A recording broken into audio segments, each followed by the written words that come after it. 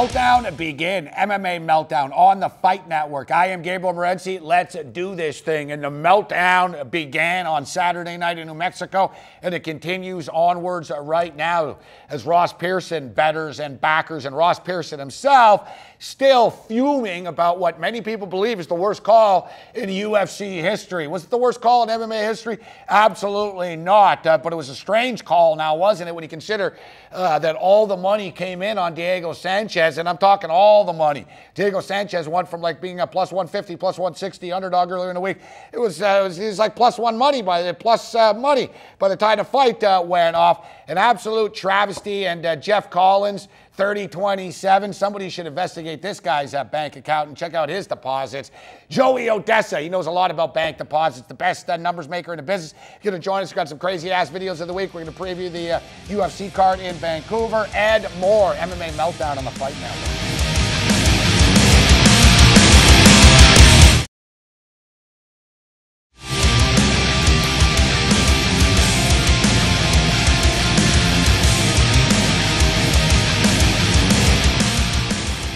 MMA Meltdown on the Fight Network continues. I am Gabriel Morency. Let's send it to Costa Rica, where the premier combat sport odds maker in the business, bar freaking none, steps up and in, the one and only Joey Odessa. Joey, what's going on? It's always a pleasure. How you doing? Hey, my pleasure. What's going on tonight, G? We're a little bit fired up, Joey. You know, a ton of stuff going on in the MMA world with the breaking news as far as Chael Sonnen's failed drug tests are concerned. Yet the MMA world is still up in arms following what a lot of people are saying was the worst decision in MMA history. And I don't think that was the worst decision in MMA history. We've seen worse. I don't know why this bad decision has elicited so much media attention.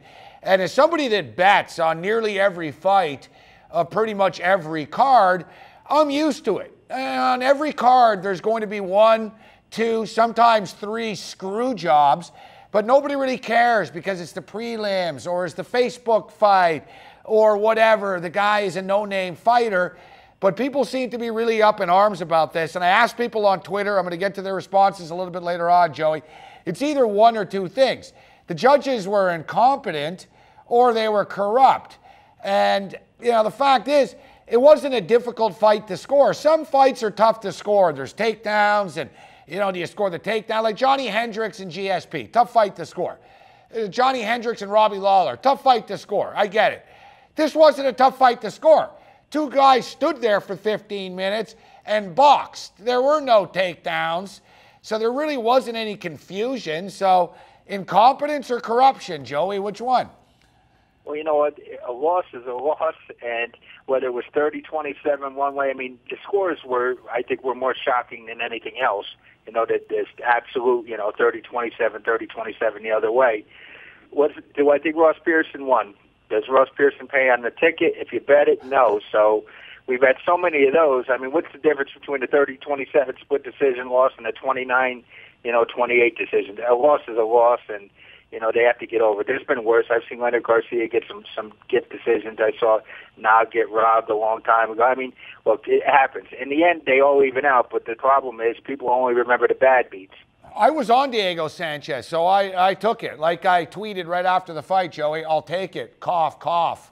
Absolutely. But hey, listen, last week, and it's true, you're right, and you've always been the one to tell me, don't freak out, this stuff evens out if you're doing it every week. And the week before, we got robbed with Luke Barnett.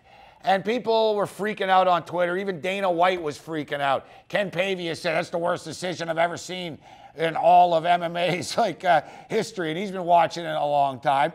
And then fast forward to the next week, we got the next worst decision ever once again. So, it sort of comes with the territory, I guess, with these worst decisions ever. But it is, come on, Joe. I mean, this judge here, Jeff Collins, 30-27 Diego Sanchez. So, according to Jeff Collins, Sanchez won all 3 rounds, Joey.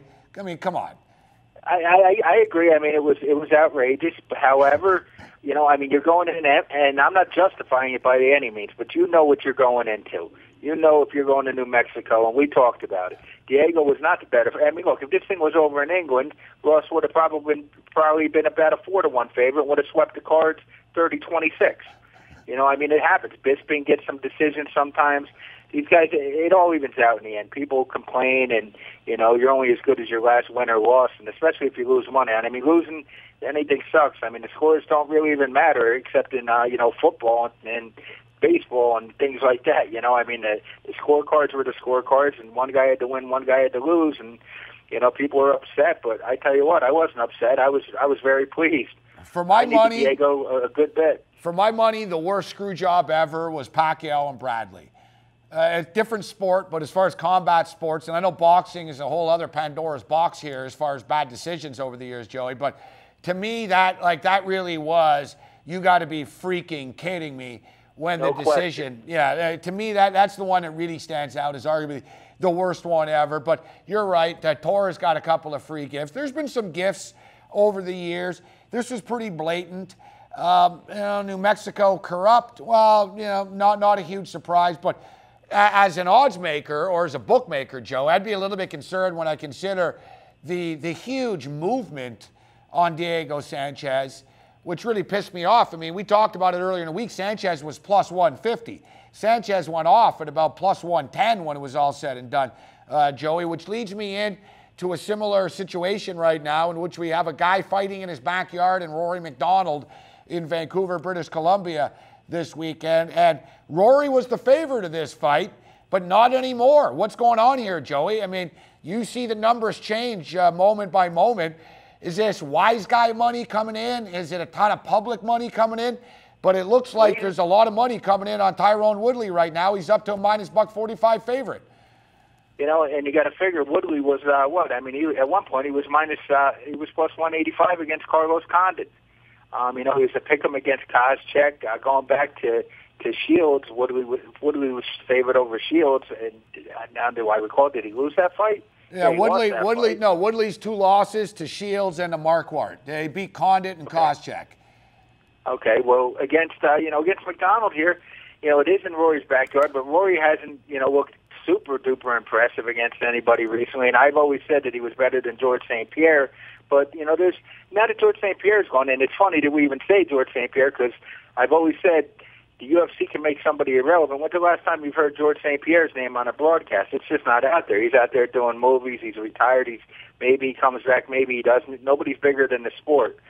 This is a big fight for Rory McDonald and Tyrone Woodley.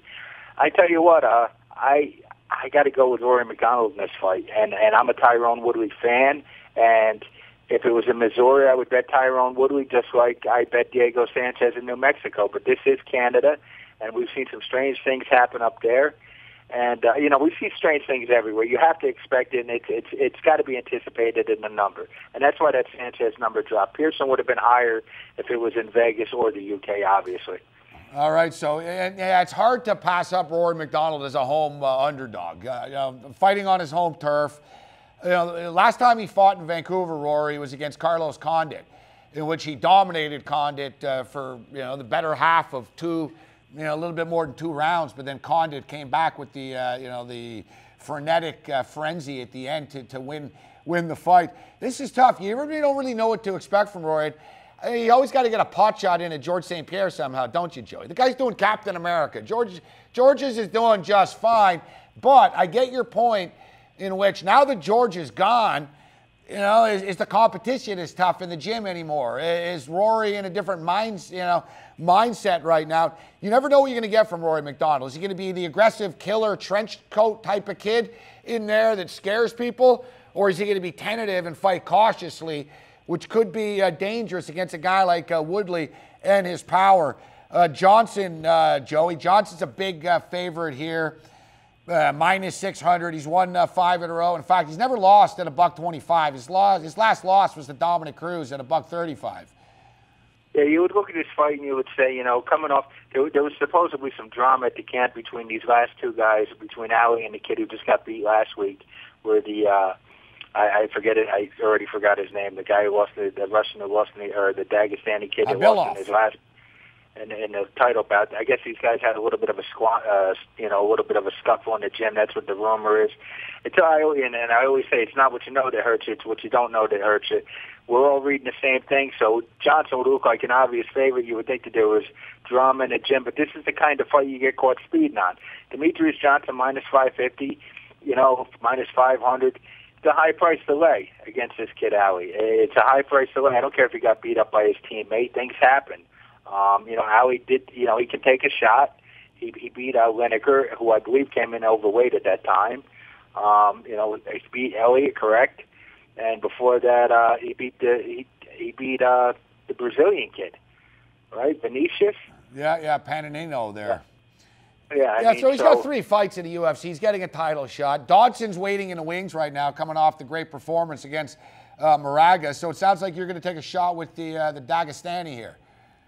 Yeah, I'm not going to go out like last week. I'm not going to go out and I'm not looking to lay a big price on a favorite. Henderson, okay, but that Henderson's been proven. He's had so many fights, and we were concerned about how he's appeared to be on a bit of a decline since he proposed in the octagon. I thought he was in a bit of a decline despite winning. Great performance, great performance by Henderson. Now, I don't mean to cut you off, Joey, but incredible performance. We've only got about a minute left here, Joey. So at least you look at the numbers for this fight, this card, all these fights. At least we've got some debatable fights here. Bader's minus $145 against Cavalcante. I gotta like Ryan. Yeah, I like Bader there. What about Schaub and Arlovsky? I don't trust Schaub. I don't think he's very good. But, man, come on. How does he not knock out Andrei Arlovsky, Joey? Andre's a little passive. He's lost a little bounce in his step. I want to compare him to somebody that that looked just a tad bit slower off at the gate last week. I remember watching a fight. I don't recall which one it was, where that was just a little bit slower and just a step behind. His timing was just a little off. I think that's the case with Arlovsky. Now Schwab is no gem. You know what I mean? He beat Mitrione. He beat LeVar Johnson. LeVar when he gets on the ground, but he's got punch and power. You know what I'm saying? He lost to Rothwell, right? Schwab lost to Rothwell. Yeah, but he beat Gonzaga. He beat Crow Cop. Not a huge deal at the time that he beat him, but I'd say Gonzaga is the feather in the cap win here, Joe. We got to wrap it up, but I'm leaning Schaub. Push gun to head. Who do you like there? Oh, I like Schwab. Schwab is I bet on Schwab. I need Schwab. All right, Joey, and 10 seconds, Joey. I know you pretty well. You're taking Jimmo against OSP, aren't you? Yes, I am. And it's got a lot to do with the venue, too. And Jimmo's been deep, and, if he's tough. The venue is so critical, and you'll see it. You saw it in New Mexico. It's going to be critical here. And we've seen some, look, this isn't just the United States. This is 2 different countries. Yeah, but they're not as corrupt in BC as they are in New Mexico. They might be stoned and baked on chronic, but they're not corrupt. Last time they were in BC, the judging was pretty bad. But ironically enough, they had a bunch of MMA fighters do it, and everybody was praising that, finally fighters are doing it. Bill Mahood was one of the judges. But we got to wrap it up, Joey. You want more Odessa? Check us out, SiriusXM, channel 167, every Tuesday night at 10 o'clock. We talk about all the fights. Always a pleasure. Thanks for the time, Joey. Have a good one, Jake. Man, never enough time when Joey Bagels is on with us. Come back with some of your tweets and our videos of the week. MMA Meltdown.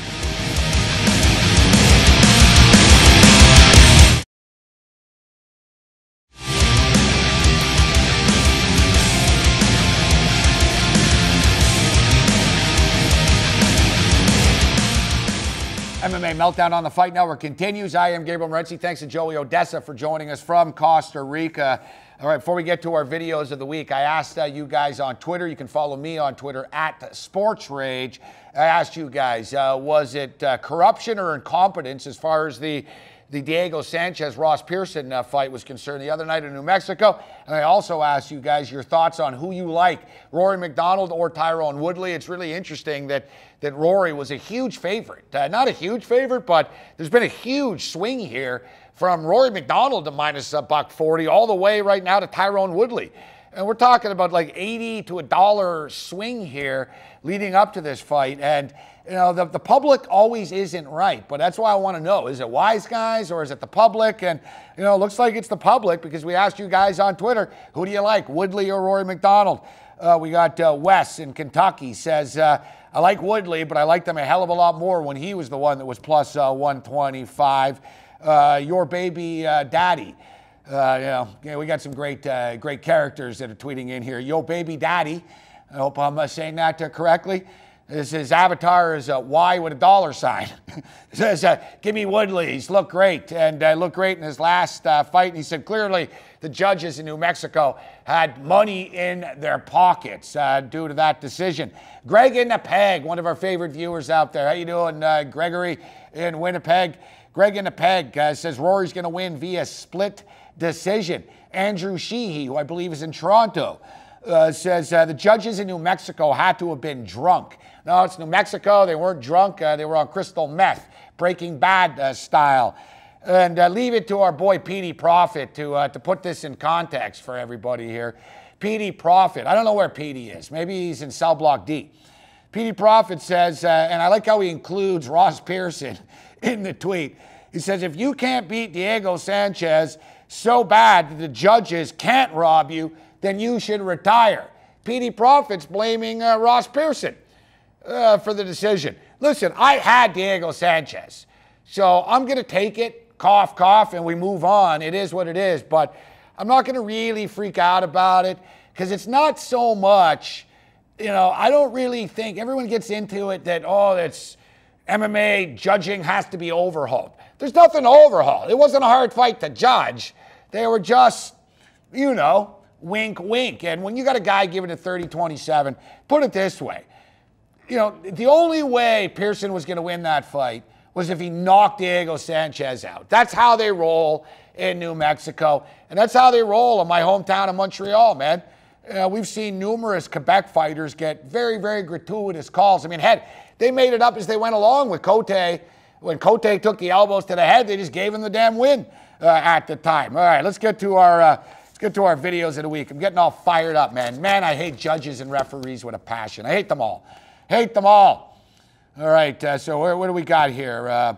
Start off our videos of the week, and this is a lesson to all you guys that lift weights. Always have a spotter. Looks like a lot of weight there, too. Yes, this is going to end poorly. Oh!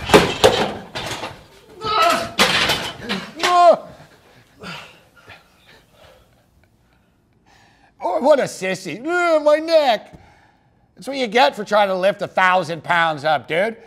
I thought he was actually, like when he actually flew up, man, I thought his neck might snap off of there, but the only time anybody's ever died on any of the videos we ever showed you was when that guy fell through the elevator there. Guy in the wheelchair, he got all pissed off and he crashed through a glass plate in the elevator, except the elevator wasn't there. You know, it's not our fault he died. All right, so you know what? Let's go to the go-karts. Nice family outing at the go-kart track. That is until someone flips your freaking go-kart over and tries to break your neck. That's our theme.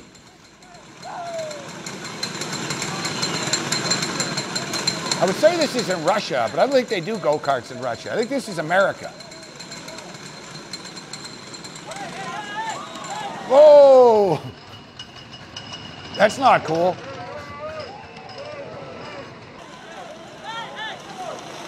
All right, we got a good old-fashioned go-kart brawl. Hey!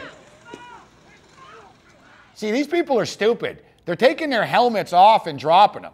First off, you leave your helmet on, you pick up another helmet, and you start hitting people in the head with the helmet with your helmet on. It's not rocket science. Come on, man. Take the helmet off. No, I'm going to keep my helmet on. I'm going to bash your head with this helmet. That's what happens if you're at the go track. You got to be ready for this stuff. All right, it's the World Cup. It's the beautiful game. So in honor of the World Cup, we figured why not celebrate with some soccer kicks to the head. Nisu tako... Gotovo. Kakav završetak borbe ovdje.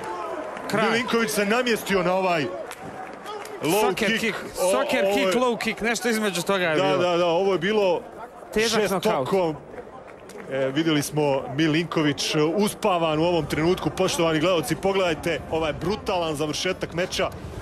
To je taj umor o kojem sam govorio. Da. Ovdje se namjestio, jednostavno legao na tu nogu Milinković. I'll never forget asking my good friend Heath Herring. Heath, what do you miss the most about fighting in Japan?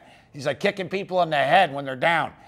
Fighters like those soccer kicks, and let's do this one FC style. And you saw this right here on the Fight Network. This is classic. And follows it up with a soccer kick, and that is an explosive and quite shocking finish to this contest. That was gangster. That was crazy. Did you see that? That left and right hand that just went right on the chin. And then Major Overall came in with a beautiful kick. Soccer kicks Boom. to the head. Right hand. When the opponent is foot. down. That's what you get. I don't know what's cooler, that kick to the head or the dude's name, Major Overall.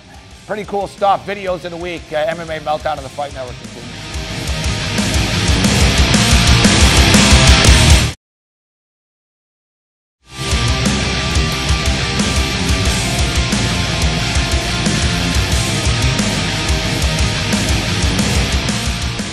All right, unfortunately, we've only got a minute left here, but as I've been stating throughout the program, yes, MMA judging is bizarre. You watch a fight with somebody that's not a fight fan and they ask you, how do you score this stuff? You almost have to answer them, I don't know. You get a point sort of for a takedown, but maybe not, depending on the damage that you do. Nobody freaking knows, but we all know that Ross Pearson won that fight. He's appealing it. It'll be interesting to see what happens. And also it's interesting to see, speaking of Chael Sonnen failing drug tests, they like to protect certain people. Ross Pearson said he saw the list of fighters that were drug tested in New Mexico. And interestingly enough, not one Greg Jackson fighter or any of the local fighters submitted to drug tests, but everybody else did on the card the other night.